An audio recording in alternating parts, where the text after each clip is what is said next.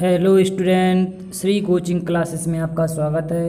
आज इस वीडियो में हम पढ़ने वाले हैं क्लास 12 का चैप्टर 7 पार्ट 2 और इसमें आज हम बच्चों पढ़ेंगे कारण स्पष्ट करने वाले प्रश्नों को।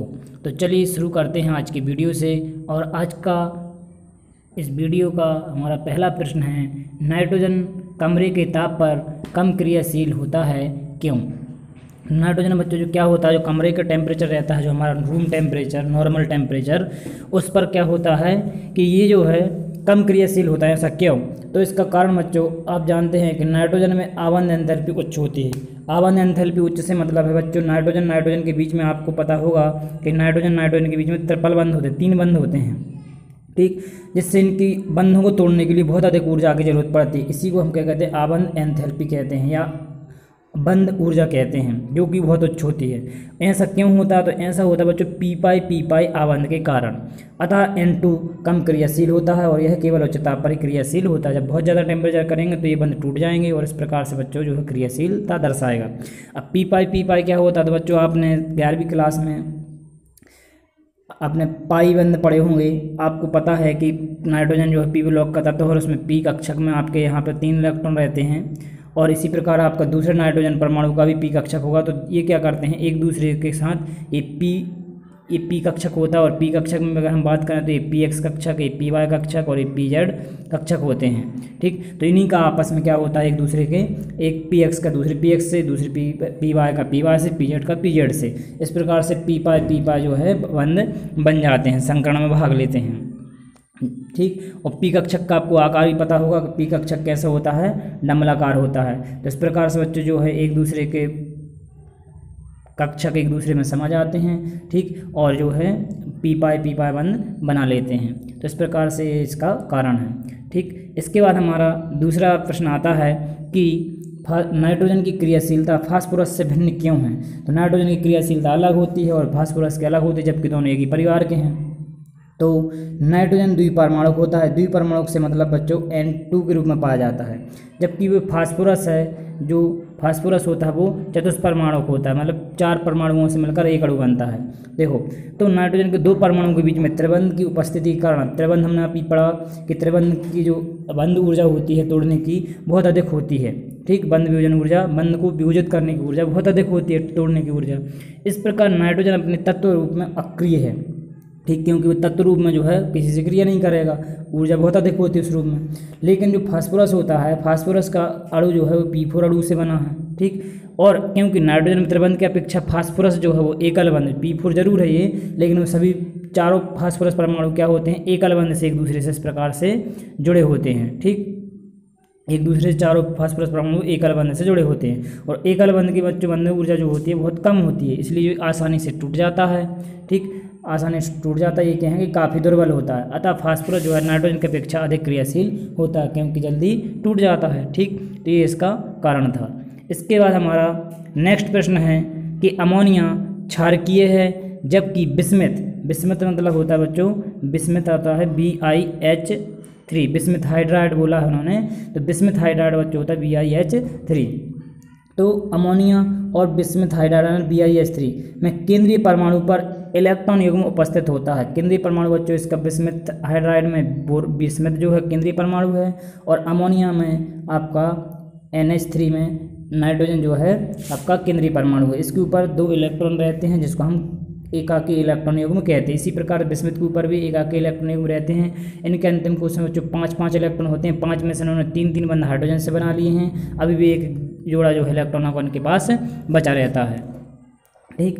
तो जिसके कारण ये लुईस क्षार की भांति व्यवहार करते हैं। लुईस क्षार बच्चों आपने परिभाषा पढ़ी होगी 11वीं में कि लुईस ने क्या परिभाषा दी थी कि जिसके पास लोन पेयर होता है तो जो लोन पेयर दान करता है उसे हम लुईस क्षार कहते हैं, और जो लुईस इलेक्ट्रॉन को ग्रहण करता है, लोन पेयर के इलेक्ट्रॉन को ग्रहण करता है जोड़े को, उसको हम लुईस अम्ल कहते हैं, ठीक है। तो NH3 से BiH3 तक क्षारीय गुण क्या हो जाता है, कम होता है। मतलब हम ये कहें कि ऊपर से जब नीचे की ओर जाते हैं हाइड्राइडों के क्रम में तो क्षारीय गुण घट जाता है, क्योंकि परमाणु का आकार जो बढ़ने से इलेक्ट्रॉन का घनत्व कैसा हो जाता है, कम। सीधी सी बात है, कोई चीज़ें छोटी होगी तो उसमें जो संख्या होगी वो ज़्यादा होगी, जब उसी का आकार हम बढ़ा देंगे तो वो दूर दूर हो जाएंगे, और जब दूर दूर हो जाएंगे तो उनका घनत्व घट जाएगा।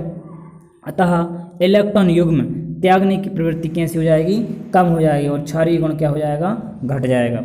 ये इसका कारण है।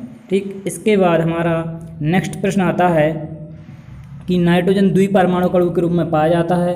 नाइट्रोजन द्विपरमाणु अणु भी लिख सकते हैं इसको, पर द्विपरमाणु अणु लिखा है तो द्विपरमाणु अणु के रूप में पाया जाता है तथा फास्फोरस चतुष्फलकीय यानी P4 के रूप में पाया जाता है। क्यों?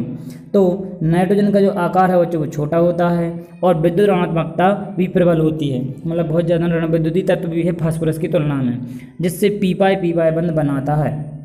ठीक है, अतः नाइट्रोजन अपने ही परमाणु के साथ त्रिबंध बनाता है। तो नाइट्रोजन जो है दूसरे नाइट्रोजन परमाणु के साथ ही क्या बना लेता है, त्रिबंध बना लेता है। और फास्फोरस परमाणु का आकार बड़ा होता है, नाइट्रोजन की तुलना में विद्युत ऋणात्मकता भी कम है, अतः पी पाई बंध बनाने की क्षमता इसमें नहीं होती।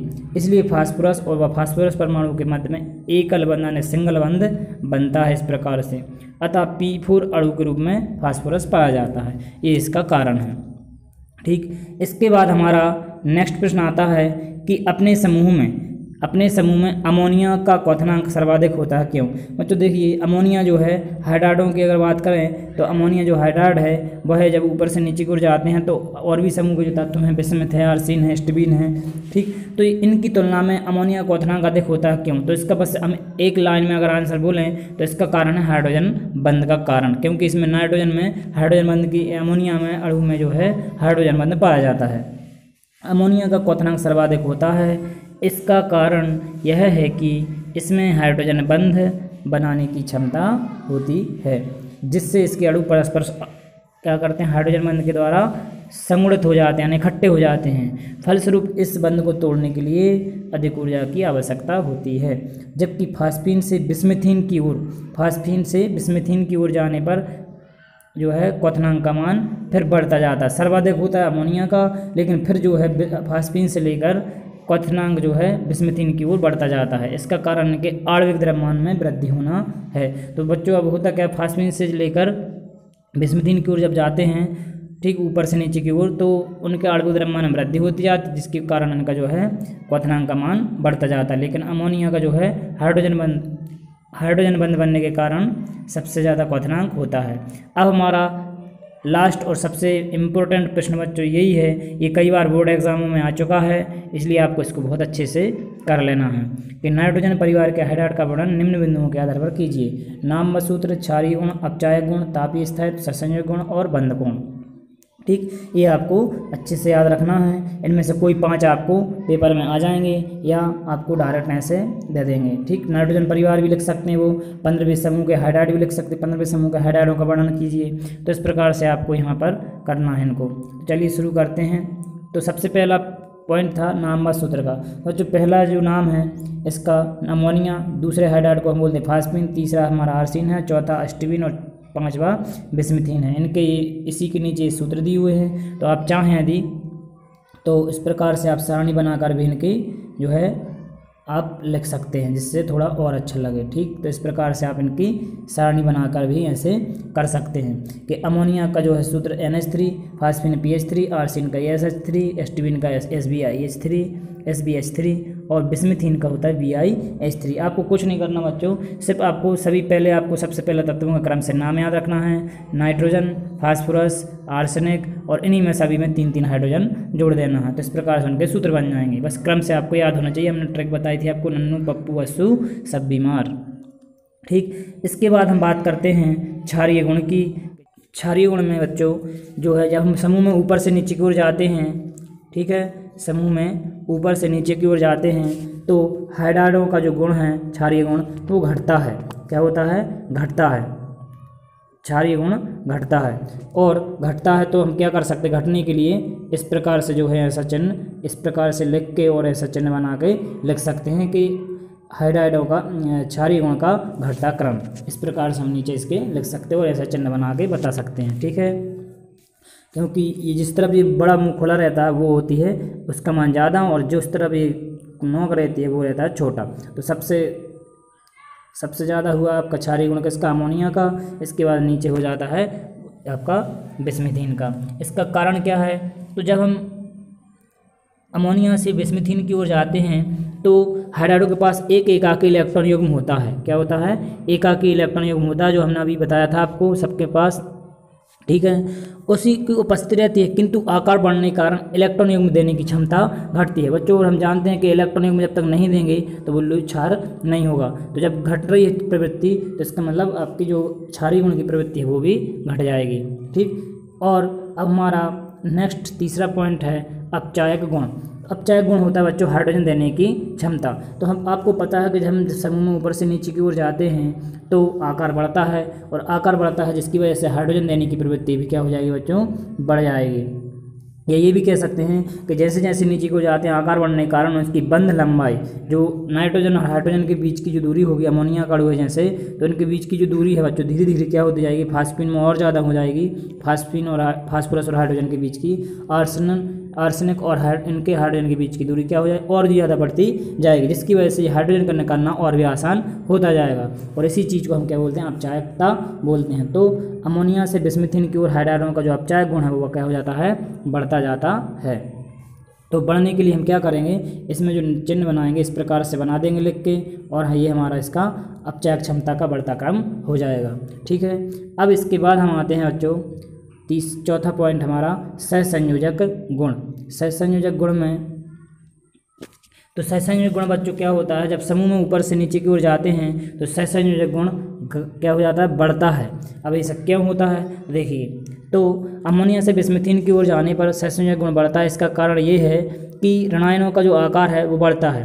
क्या होता है, ऋणायनों का आकार बढ़ता है। अगर हम ऋणायनों की बात करें तो सहसंयोजक गुण में इनमें ऋणायन का आकार क्या हो जाता है, बढ़ता है।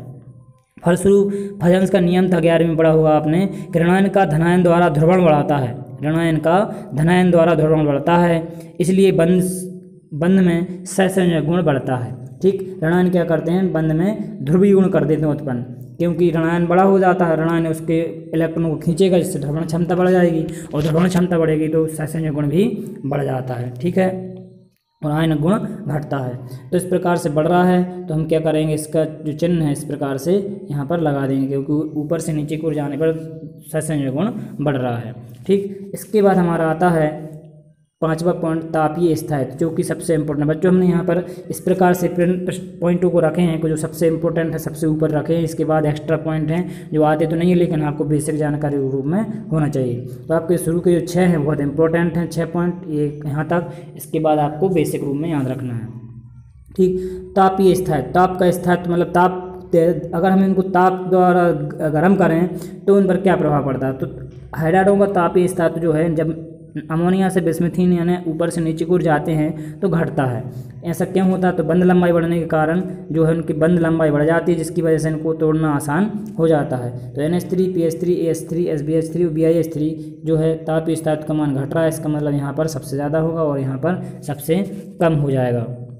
तो तापीय स्थायित्व में हम क्या लिख देंगे कि इसका कारण बता सकते हैं कि इसका नाइट्रोजन से बिस्मिथीन की ओर परमाणु का आकार बढ़ता है, और जो धातु या हम ये कहें कि जो आपकी केंद्रीय धातु है और हाइड्रोजन के बीच की जो दूरी है, बंध लंबाई कह सकते हैं, वो बढ़ जाती है, और बंध प्रबलता जो है घट जाती है। ठीक, उनकी जो बंध प्रबलता है उसकी कमज़ोर हो जाता है, जिसकी वजह से वो आसानी से टूट जाता है और तापीय स्थायित्व का मान घटता है। ठीक है, तापीय स्थायित्व की जगह बच्चों ऊष्मीय स्थायित्व भी दे सकते हैं, तो आपको याद रखना है। अब हमारा छठवां पॉइंट आता है बंध कोण। और बंध कोण में क्या होता है, अमोनिया से बिस्मिथीन की ओर बंध कोण का मान कम होता है। आपको ये बहुत अच्छे से लाइन याद रखना है। ठीक है, तो घट रहा है तो आपको घटने का क्रम आपको इस प्रकार से बना देना है। और ये क्यों घटता है, तो इसका भी हम कारण समझ सकते हैं कि बंध कोण का मान घटता है, ऐसा क्यों। तो होता क्या है बच्चों, इसका कारण ये है कि केंद्रीय परमाणु की जो ऋण विद्युतता है, ऋण विद्युतता या विद्युत ऋणता जिसको बोलते हैं, वो कम होती जाती है ऊपर से नीचे की ओर जाने पर। ठीक, जिससे एकाकी इलेक्ट्रॉन युग्म का आबंदी मतलब होता है बच्चों जो सिंगल बंध होता है उस पर आबंदी इलेक्ट्रॉन पर प्रतिकर्षण अधिक आ जाता है, जिससे बंध कोण का मान कम हो जाता है। ठीक, अगर आपने संरचना देखी हो अमोनिया की, तो अमोनिया कुछ इस प्रकार से होता है संरचना में, ये हाइड्रोजन होते हैं यहाँ पर। ठीक है, और यहाँ पर आपका क्या होता है, ये लोन पेयर होते हैं। तो अब इनमें क्या होगा, प्रतिकर्षण ज़्यादा होता है, और भी ऐसे ही। और आप देखेंगे PH3 AH3 का, तो ये बंध जो है एक दूसरे के पास आ जाएंगे और प्रतिकर्षण ज़्यादा होगा, जिसकी वजह से जो कोण है इस यहाँ का वो घट जाता है। इसी प्रकार सभी में होता है। इसका मतलब है ऊपर से नीचे को जाने पर बंध कोण का मान कम होता जाता है। अब हमारा 7वां पॉइंट है कि क्वथनांक पर क्या प्रभाव पड़ता है। तो हाइड्राइडो में अमोनिया का जो क्वथनांक है वो सर्वाधिक होता है। अमोनिया का क्वथनांक सर्वाधिक होता है। इसका कारण बच्चों हम कह सकते हैं सीधे सीधा हाइड्रोजन बंध अमोनिया में पाए जाते हैं, इस वजह से इसका सर्वाधिक होता है। इसके बाद बच्चों क्रम से क्या होता है, यहाँ से यहाँ तक की ओर जो है बढ़ता जाता है। तो फास्फीन से बिस्मुथीन की ओर फिर क्वथनांक क्रम से बढ़ता है। तो हम क्या बनाएंगे, इसको अलग से ऐसे लिख देंगे। इसके बाद इसी को ऐसी लाइन में लिख के और क्वथनांक का मान इस प्रकार से बढ़ते हुए क्रम में लिख देंगे और बता देंगे कि क्वथनांक का बढ़ता क्रम। ठीक, तो ये इसका आंसर था। इसके बाद हम आते हैं कि प्रकृति को, जो हाइड्राइड होते हैं 15वें समूह के, उनकी प्रकृति कैसी होती है। तो अमोनिया के लिए छोड़ दें अगर, तो सभी हाइड्राइड विषैली प्रकृति के होते हैं। तो ये अमोनिया को छोड़कर बाकी सभी कैसे हैं, विषैली प्रकृति के होते हैं, इनका विषैला प्रभाव पड़ता है। तो ये इनकी प्रकृति है। ठीक, इसके बाद हमारा जो नवा पॉइंट है भौतिक अवस्था है। और भौतिक अवस्था में अमोनिया को आप जानते होंगे बच्चों को, अमोनिया जो है द्रव अवस्था में पाई जाती है, जबकि शेष सभी हाइड्राइड जो है वो गैसीय अवस्था में होते हैं। ये सभी गैस अवस्था में हैं, लेकिन जो अमोनिया है वो द्रव अवस्था में होता है। इसका कारण हाइड्रोजन बंध है। अब आते हैं हम वाष्पशीलता आप जानते होंगे, उसके नाम से भी समझ में आ रहा है कि वाष्प में बदलने की क्षमता। तो हाइड्राइड में अमोनिया सबसे कम वाष्पशील होता है। क्या होता है, अमोनिया सबसे कम वाष्पशील होता है। आपको पता है कि ये द्रव अवस्था में पाया जाता है, जब हम इसको ऊष्मा देंगे तब ये आपका वाष्प में बदलेगा, लेकिन ये पहले से ही गैस अवस्था में है, इसलिए फास्फीन से बिस्मुथीन की ओर वाष्पशीलता क्या हो जाती है, घटती जाती है। सबसे कम होता है आपका हाइड्राइड और इसके बाद ये जो है और घटती जाती है। तो इस प्रकार से आप ये वाष्पशीलता को समझ सकते हैं। उम्मीद है बच्चों आपको ये वीडियो समझ में आया होगा, अच्छा लगा होगा। अगर आपको वीडियो अच्छा लगा हो तो वीडियो को लाइक करें, सब्सक्राइब करें और बेल आइकन को भी प्रेस करें, जिससे आपको समय से नोटिफिकेशन मिलते रहें और आप पढ़ाई का लाभ उठा सकें। तो मिलते हैं नेक्स्ट वीडियो में नए टॉपिक के साथ, नए प्रश्नों के साथ। तब तक बन रही है हमारे channel Shri coaching classes Begumganj पर। धन्यवाद।